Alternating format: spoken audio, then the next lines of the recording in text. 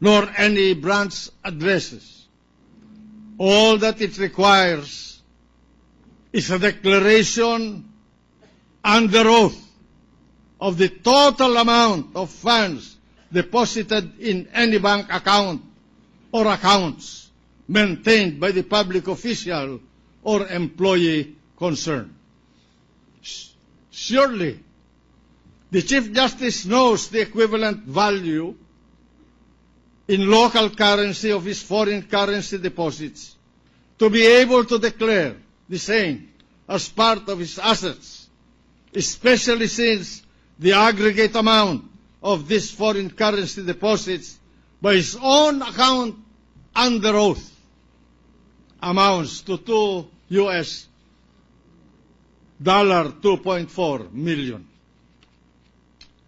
The non-disclosure of these deposits in both local and foreign currency would naturally result in a corresponding distortion of the Chief Justice's real net worth. Consistent with the position taken by this court in the case filed by the Philippine Savings Bank before the Supreme Court last February, pursuant to which the Supreme Court issued a temporary restraining order, I maintain that the constitutional principle of public accountability under Article 11 of the Constitution overrides the absolute confidentiality of foreign currency deposits. The provision of R.A. 6426 cannot be interpreted as an exception to the unequivocal command and tenor of Article 11, Section 17 of the 1987 Constitution. And I regret that the highest magistrate of the land, no less, would think otherwise. Section 8 of R.A. 6426 provides that, except with the written permission of the depositor, I would repeat, except with the written permission of the depositor, and I quote, in no instance shall foreign currency deposits be examined, inquired, or looked into by any person, government, official, bureau, or office, whether judicial or administrative or legislative or any other entity, whether public or private. Any other interpretation of this provision would be unwarranted, and the term any person would not include the depositor. The so-called conflict of laws between R.A. number 6713 and 6426 is more illusory than real to me. Section 8 of R.A. number 6426 merely prohibits the examination, inquiry, or looking into a foreign currency deposit account by an entity or person other than the depositor himself, because that depositor knows his deposit and he can reveal it if he wants to without any penalty or punitive sanction against him, unlike others who would reveal it. But there is nothing in R.A. number 6426 which prohibits the depositor from making a declaration on his own of such foreign currency funds, especially in this case, where the Constitution mandates the depositor, who is a public officer, to declare under the Constitution itself, all assets owned by him or his family under oath. Some have raised the question, why should the Chief Justice be held accountable for an offense which many, if not most others in government are guilty of? Perhaps even more guilty than he is. They say that hardly anyone declares his true net worth anyway. Here lies what many have posited as a moral dilemma. I believe it is our duty to resolve this dilemma in favor of upholding the law and sound public policy in this country. If we were to agree with the respondent Chief Justice of the Supreme Court that he was correct in not disclosing the value of his foreign currency deposits because they are absolutely confidential, can we ever expect any SALN to be filed by public officials, no matter how high and no matter how low, from here on to be more accurate and true than they are today? I don't think so. I am not oblivious to the possible political repercussions of the final verdict we are called upon to render today.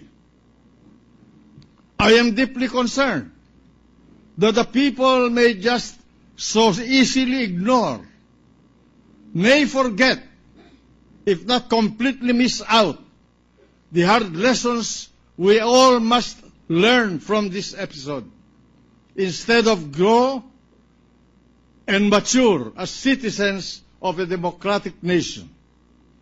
Those whose intentions and motivations may be farthest from the lofty ideals of truth and justice are wont to feast upon this man's downfall should this court render a guilty verdict, as I think it would. I am quite equally aware of the tremendous pressures weighing heavily upon each and all of the members of this court as we had to come to a decision on this case, one way or the other. But to render a just verdict according to my best lights and my own conscience is a sacred duty that I've taken on myself, that I have sworn to perform. As one who has been through many personal upheavals through all my 88 years, I too have been judged, often unfairly and harshly. But I have constantly held that those who face the judgment of imperfect and fallible mortals like us have recourse to the judgment of history and ultimately of God. And so, with full trust that the Almighty will see us through the aftermath of this chapter in our nation's history, I vote to hold the Chief Justice of the Supreme Court, Renato C. Corona, guilty as charged under Article Roman numeral 2, paragraph 2.3, and that his deliberate act of excluding substantial assets from his sworn statement of assets, liabilities, and net worth constitutes, in my humble view, as a member of this court, a culpable violation of the Constitution of the Republic of the Philippines. Thank you.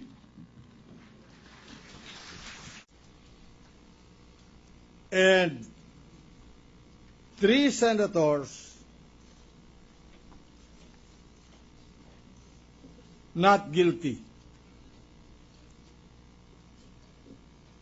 With at least two-thirds of all the members of the Senate having pronounced the respondent guilty, the Chair, pursuant to Rule 21 of the Rules of Procedure on Impeachment Trials, directs judgment to be entered in accordance with the judgment of the Senate as follows.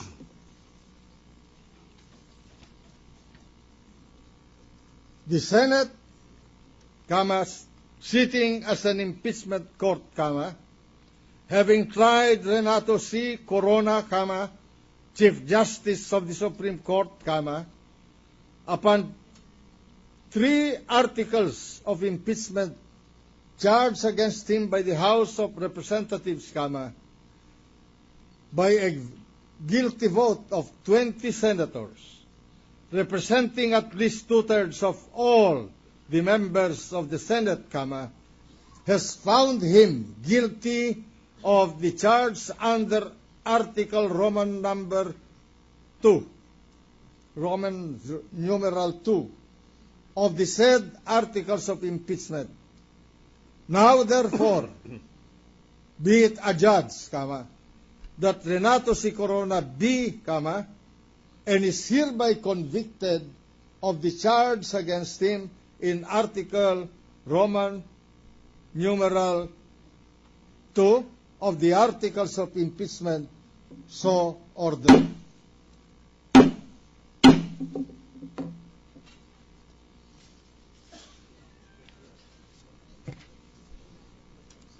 The Secretary, as Clerk of the Impeachment Court, is directed to provide a certified copy of the judgment to the respondent and his counsel, the Speaker of the House of Representatives, the Supreme Court and Bank, the Judicial and Bar Council, and the President of the Republic of the Philippines. So ordered.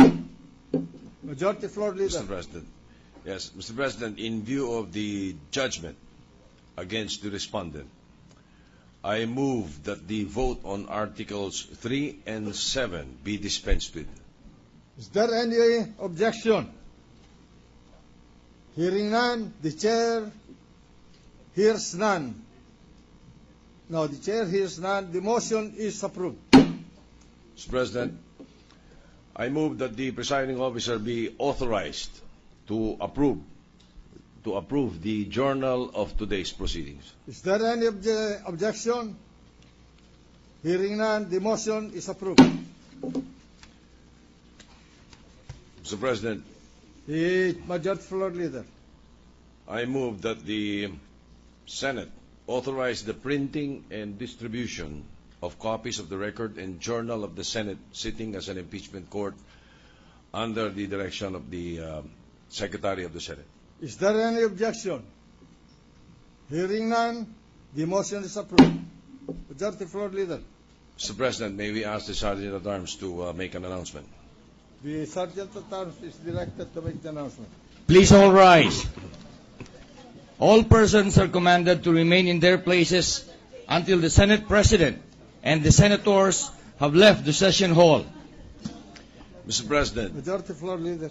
Thank you, Mr. President. The impeachment trial of Chief Justice Renato C. Corona having been concluded and judgment rendered by the Senate accordingly, I move that we terminate case number 0022011 and that the Senate sitting as an impeachment court adjourn sine die.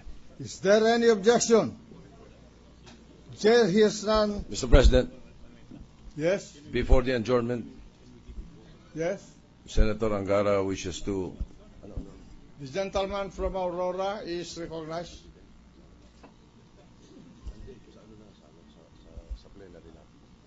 I withdraw the request, Mr. President. All right. I continue with the motion. You call for the previous question. Is there any objection?